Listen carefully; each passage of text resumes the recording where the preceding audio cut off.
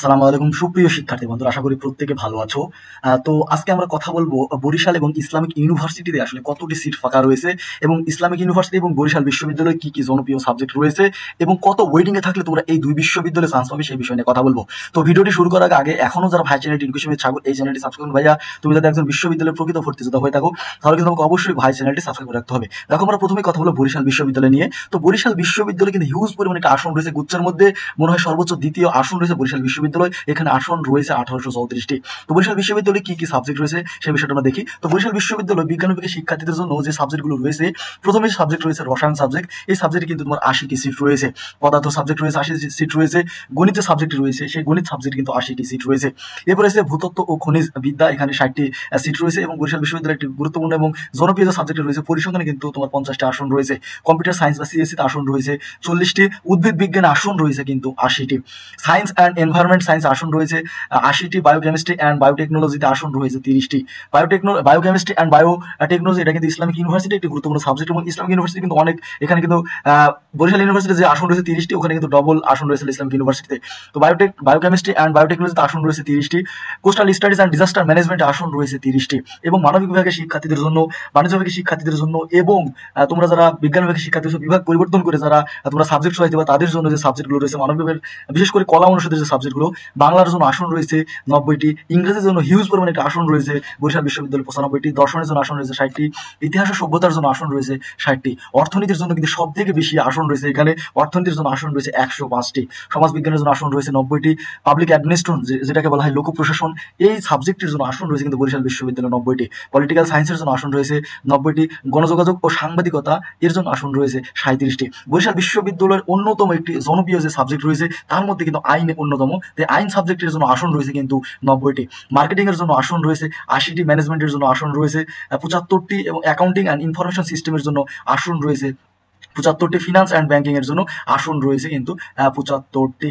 এরপর আমরা দেখাবো আসলে বরিশাল বিশ্ববিদ্যালয় কোন সাবজেক্টে কতটি আসন খালি রয়েছে সে বিষয়টি তোমাদের সাথে এরপর আলোচনা করবো। এই বরিশাল বিশ্ববিদ্যালয় কিন্তু 51টি সাবজেক্ট খালি রয়েছে। তো কোন সাবজেক্ট কতটা আসন খালি রয়েছে সে বিষয়ে আমরা কথা বলবো। তার আগে তোমরা দেখো বরিশাল বিশ্ববিদ্যালয় তোমাদের ইসলামিক ইউনিভার্সিটি, বরিশাল বিশ্ববিদ্যালয়, যশোর বিজ্ঞান প্রযুক্তি বিশ্ববিদ্যালয়, মাওলানা ভাসানী এবং নোয়াখালীতে তোমার এই ক্যাটাগরি যে 5টি বিশ্ববিদ্যালয় রয়েছে, এই বিশ্ববিদ্যালয় কিন্তু তোমার প্রায় 300 থেকে 350 সিট খালি রয়েছে দ্বিতীয় মেরিট পরে। তো তোমাদের যাদের ওয়েটিং লিস্ট 1 থেকে 25-এর মধ্যে রয়েছে, তোমরা আশা রাখতে পারো যে তৃতীয় যে মেরিটটা দেবে আজকে অথবা কালকে 5 তারিখের মধ্যে যে তৃতীয় মেরিটটা দিয়ে দেবে, সেই তৃতীয় মেরিটে কিন্তু তোমরা আসলে 1 থেকে 25-এর মধ্যে যদি তোমাদের ওয়েটিং লিস্ট থাকে এই 5টি বিশ্ববিদ্যালয়ে, তাহলে কিন্তু তোমরা হচ্ছে তৃতীয় মেরিটে সাবজেক্ট পেয়ে যাবে। অথবা চতুর্থ মেরিটেও কিন্তু কেউ কেউ সাবজেক্ট পেতে পারো যদি দু একজনের ভাগ্য খারাপ।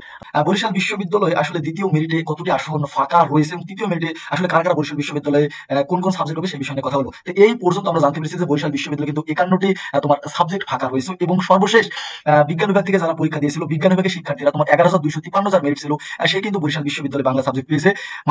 মানবিক বিভাগের শিক্ষার্থীরা যাদের মেরিট লিস্ট সর্বশেষ 3734 ছিল, সে বরিশাল বিশ্ববিদ্যালয়ে দর্শন পেয়েছে। এবং বাণিজ্য বিভাগের শিক্ষার্থী যার মেরিট লিস্ট 3051 ছিল, সে কিন্তু বরিশাল বিশ্ববিদ্যালয়ে দর্শন পেয়েছে। তো তোমরা বুঝতে পারতেছো যে বরিশাল বিশ্ববিদ্যালয় দ্বিতীয় মেরিটে কত দূর পর্যন্ত মেরিট গেছে।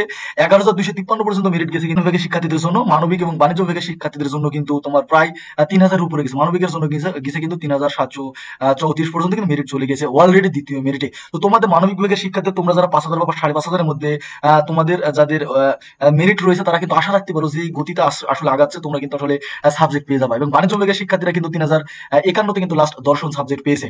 তো আসলে তোমরা যাদের বরিশাল বিশ্ববিদ্যালয় তোমাদের যাদের 1 থেকে 60 বা 1 থেকে 80 বা 70-এর মধ্যে যাদের ওয়েটিং লিস্ট রয়েছে, তারা কিন্তু বরিশাল বিশ্ববিদ্যালয়ে সাবজেক্ট পেয়ে যাবা। তাহলে আসলে তোমরা বলতেছো ভাই কিভাবে সাবজেক্ট পেয়ে যাবো? তো এখানে বরিশাল বিশ্ববিদ্যালয় যদি এই ক্যাটাগরি বিশ্ববিদ্যালয়, এরপরে যে আসলে যে ইসলামিক ইউনিভার্সিটি, যশোর বিজ্ঞান প্রযুক্তি বিশ্ববিদ্যালয়, নোয়াখালী, এসব বিশ্ববিদ্যালয় ভালো ভালো বিশ্ববিদ্যালয় বা মাওলানা ভাসানীতে যখন শিক্ষার্থীরা সাবজেক্ট পাবে, তারা ওই বিশ্ববিদ্যালয়ে চলে যাবে। অতএব তোমাদের টেনশনের কোনো কারণে, জাস্ট তোমরা দেখতে থাকো শেষ পর্যন্ত কি হয়। আসলে যে 51টি ফাঁকা আসন রয়েছে, এবার আমরা আলোচনা করবো কোন কোন বিভাগে বা কোন কোন সাবজেক্টের জন্য 51টি ফাঁকা আসন রয়েছে সেই বিষয় নিয়ে আমরা কথা বলবো। তো প্রথমেই কিন্তু আমরা কথা বলবো বিজ্ঞান বিভাগের শিক্ষার্থীদের যে একটি জনপ্রিয় সাবজেক্ট গণিতে কিন্তু তোমার 4টি আসন ফাঁকা রয়েছে। পদার্থতে আসন ফাঁকা রয়েছে 2টা। জীববিজ্ঞানে কিন্তু আসন ফাঁকা রয়েছে 1টা। এবং রসায়নে কিন্তু আসন ফাঁকা রয়েছে 1টা। কম্পিউটার সায়েন্স অ্যান্ড ইঞ্জিনিয়ারিং, এখানে কোনো সাবজেক্ট ফাঁকাই নেই সম্ভবত। ভূতত্ত্ব ও খনিবিদ্যা, এখানে 5টি সাবজেক্ট ফাঁকা রয়েছে বরিশাল বিশ্ববিদ্যালয়ে। পরিসংখ্যানে একটি সাবজেক্ট ফাঁকা রয়েছে। সায়েন্স অ্যান্ড এনভায়রনমেন্ট সায়েন্সে ফাঁকা রয়েছে, কোনো আসনই ফাঁকা নেই। উদ্ভিদ বিজ্ঞানে কিন্তু একটি আসন ফাঁকা রয়েছে।